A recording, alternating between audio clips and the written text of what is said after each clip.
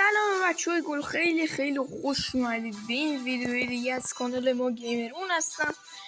امروز داریم میریم بازی ورلد کانکر آیوی یا همون فاتح جهان 4 رو بازی کنیم که بچه من نشستم کلی وقت گذاشتم و تو سال 1950 شو باز کردم. سال 1980 شو یکم سخت باز کردنش و حالا چجوری اینا رو باز کنیم. بچه ها شما باید بیاید برای باز کردن هر جنگش باید بیاید توی سنسریو، اگه اشتباه نکنم باید اگه WW چی رو میخواین، جنگ جهانی دوم میخواین، باید یعنی همین سال 1943 رو اگه میخواید باید برید توی اون سنسریو همه مراحل این اولیه رو کامل کنید که مال این هستش، مال اینو کامل کنید و وقتی کامل کرده همه رو، هم متحدین هم متفقین رو باید کامل کنید. بعد این باز میشه واسهتون و اینو دوباره همین کار رو ادامه میدید و همین روند. و برای سال 1943 باز کردنش حدوداً فکر کنم 10 یا 11 تا کار ماموریته و برای سال 1958 تا ماموریته، هم متحدین و هم متفقین، که تو سال 1950 که توی سال 1950 ایران حضور داره و اینا. ما سال 1950 رو بریم بازی کنیم و ایران رو برمیداریم، بریم یه داشته باشیم ایران رو میگیریم و اوکی و با اینا میریم توی جنگ. و الان متحدین ما متحدین نیستیم، ما متفقینیم یه جورایی. اینجا کره شمالی رو داریم، کره جنوبی رو داریم، چین رو داریم و اینجا تایلند، فرانسه و انگلیس هم که خب اصلش این طرفن و فرانسه و اینا که و غیره که خب خودتون میدونید. اینجا برزیله و ما اول کار باید چیکار کنیم؟ بریم سراغ جنگ با ترکیه.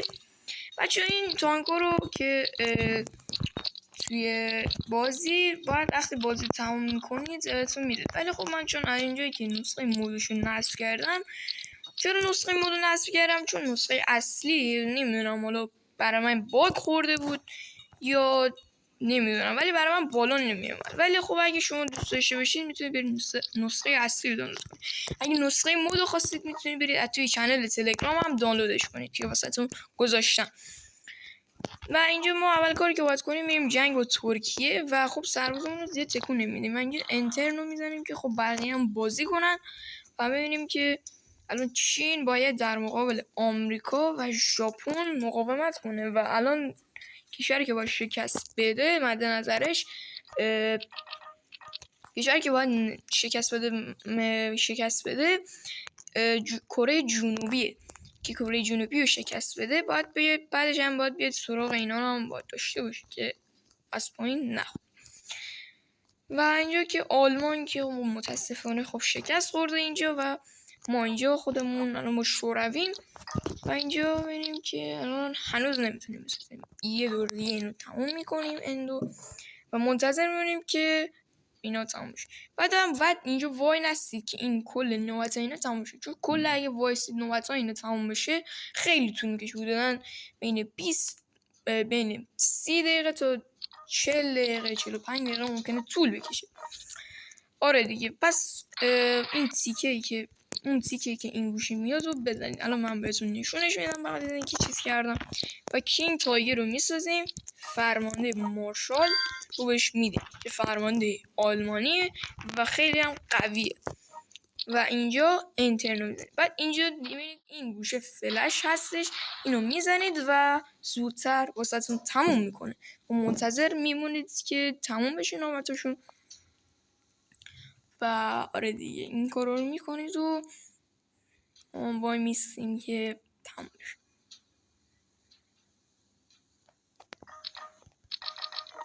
اینجا ما این کینگ تایگر رو میفرستیم جلو، اولین تانکی که میزنیم نابود میکنیم و با بقیه تانکمون با این تانکمون میریم جلو و این سربازمون هم میریم جلو. اینجا یه دونه یه تانکی میزنیم، حالا من مدیوم تانک میذارم و خب که حداقل اینجا حمله نشه و اینجا رو میداریم و بریم منتظر میمونیم که بعد بچه‌ها جالبی که داره شما باید وقتی که تا شهر رو نگرفته باشید بهتون مرز اون قسمت رو نمیده. مثلا الان بهتون میگم، الان این نوبت تموم بشه بهتون توضیح میدم. مثلا میایم رو شهر مثلا مسکو، مثلا پایتخت روسیه. میبینید بچه این مرزای این گوشه خط خطی های مرز، وقتی که شما مسکو بگیرید این مرزا به شما داده میشه و شما اونجا مرز میگیره. اینجا هم که خب یه درگیری شدیده و ما اینجا درگیری خودمون داریم. بس اینجا میایم، اینجا آنکاره و اینجا رو باید در حال حاضر فتح کنیم که بتونیم اینو شکست بدیم. بچه ها این بازی نسخه 3 هم داره ولی نسخه 1 و 2 نداره. اینو من نمیدونم چرا، ولی خب شما فکر کنید این نسخه دومش رو و نسخه اولش. بچه فوت جهان یه بازی جنگ جهانیه واسه اونایی که نمی‌تونن هرس آف آیرون رو توی موبایل بازی کنن و پی سی ندارن و نمی‌تونن توی موبایل بازی کنن و این بازی مخصوص ایناست و خیلی هم بازی باحالیه و من خودم خیلی بازی میکنمش، واقعا حال میده بازیش. بس حتما بهتون میگم که امتحانش هم بکنید. خب ببینید ما الان آنکارا رو گرفتیم. بعد شما باید وقتی که من الان مثلا این دوتا شهر رو بگیرم الان ترکیه شکست نخورید. چرا؟ چون این اسکله ها هم یه نوع شهر حساب میشن و باید شما این اسکله هم بگیرید و کلا شکست بخورید. باید کل شهرهاشو بگیرید، کل اسکله هاشو بگیرید، همه جاشو بگیرید که اون طرف شکست بخوره. آره اینطوریه. بعد باز چند تا بعدی هم که داره وقتی مثلا اینجا نمیتونه با کسی صلح کنید و یک راست میره توی جنگ، ولی توی نسخه 3 یا همون به قول خودمون یکش میتونیم چیکار کنیم؟ با بقیه صلح کنیم ولی مقدار پول و نفت و اینجور چیزا، نفت که نبوده حالا من یادم نمیاد ولی میدونم که این چیزه بود، این اسمش چی بود؟ حالا اسمش یادم نمیاد، حالا دیگه خودتون میدونید دیگه اسمش چیه. بعد حالا ما یه انترن رو میزنیم که بریم نوبت دوباره بتونیم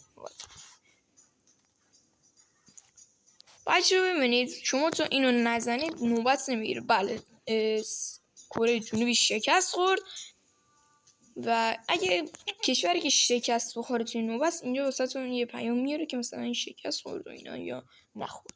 اگه شکست بخوره میاره و آره دیگه میاره و اینا هم که خب میره توی وار باشون و اینجا حمله میکنید بزنیم ما که مزاحمتی ایجاد نکنه. مدیوم تانک نه؟ آره مدیوم تانک، یه مدیوم تانک. بچه اینجا جالبه که داره شما علاوه بر یه دونه ساختن میتونید چند تا بسازید. مثلا من الان میخوام یه دونه سرباز نمیخوام بسازم، میخوام 4 تا بسازم. 1 2 3 4 تا و خب هر چقدر به اندازه‌ای ببرید بالا، مثلا $80 خب طبیعتا میشه $144 و هر دفعه یکم میره بالاتر. و الان من 4 تا سرباز دارم. اینجا خب که تهران، اینجا نمیدونم چه شهری، اینجا اسم نداره متاسفانه و بعد اینجا خلیج فارسه. میریم که بزنیم دیگه. بعد بچه عربستان سعودی یا سعودی چیه؟ حالا همون عربستان خب متاسفانه اینجا نداره و توی جنگ بعد باز میشه، یعنی سال 1980 یعنی مدرن وار که اونجا باز میشه. ترکیه شکست خورد، تایلند شکست خورد، تایلند که یار خودمون بود خب شکست خورد و بلغارستان گرفتش. خدا وکیلی منطقی نیست ولی خب ما میریم سراغ یونان رو بزنیم. یونان هم عربستان سعودی اینجاست و خب طبیعتا هیچ کاری نمیکنه، فقط توی مدرن واره میاد که خب من فکر کنم یار ما باشه اگه ایران رو بگیریم. اینجا که هند رو داریم که هند بی‌طرفه، توی جنگ بوده و الان بی‌طرف شده.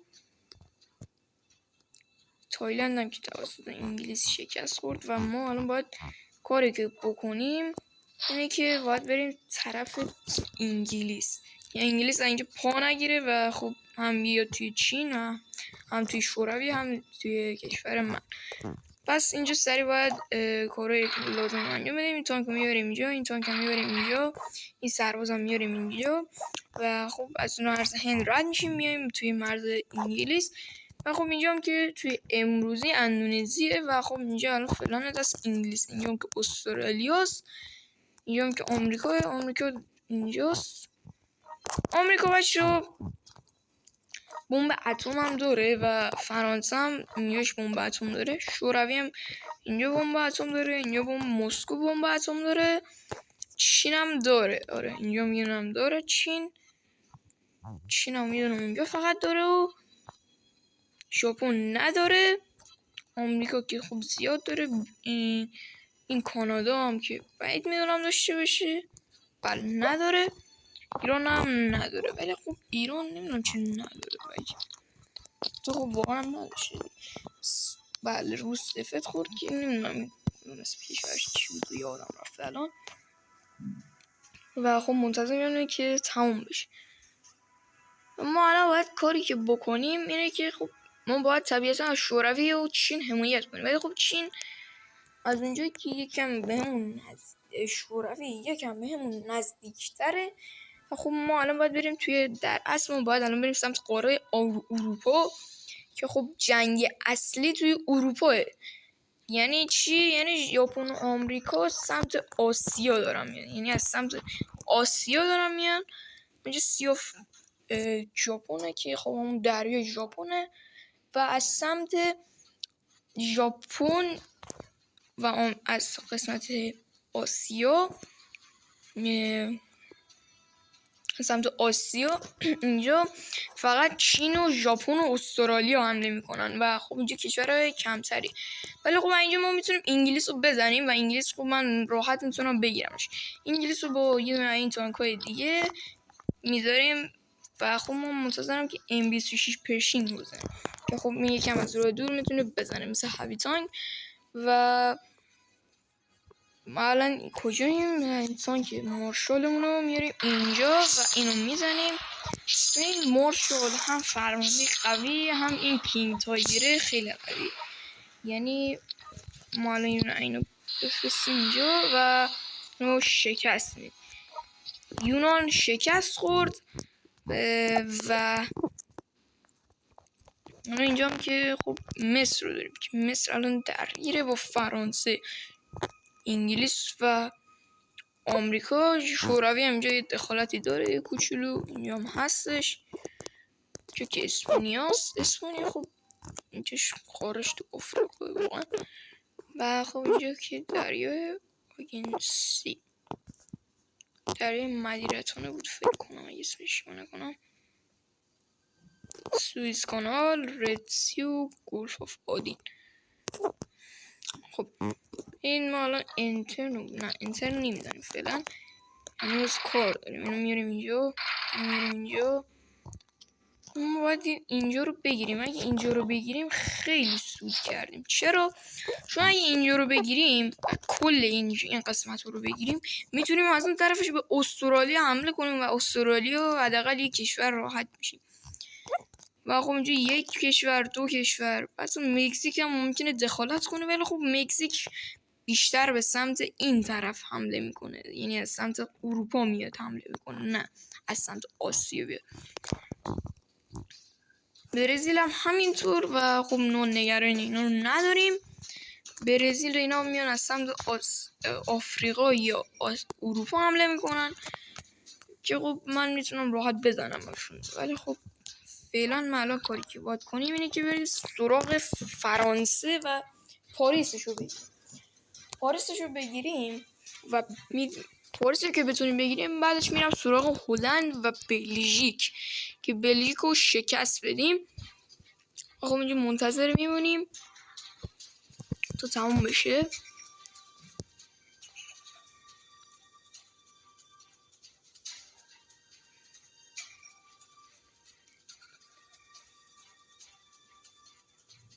الان نوبت برزیل آخرین نوبته و خب ما ضد حمله رو سریع باید شروع کنیم و کلی سرباز به سمت اونور بفرستیم. مثلا هوی تانک رو بساز خوبه اگه اینو بفرستیم بر این سرباز باز اینجا بذار، این کماندو بنداز و اینجا سربازه خودمون بفرست. ولی خب من نباید الان پولم خرج میکردم، واقعا چرا خرج کردم؟ من پولم میخواستم واسه یه M26 که خب 595 تا پول میخواد و خب ولی دیگه خرجش کردیم دیگه، مجبور بودیم. لازم میمونیم که این ترن تمام بشه و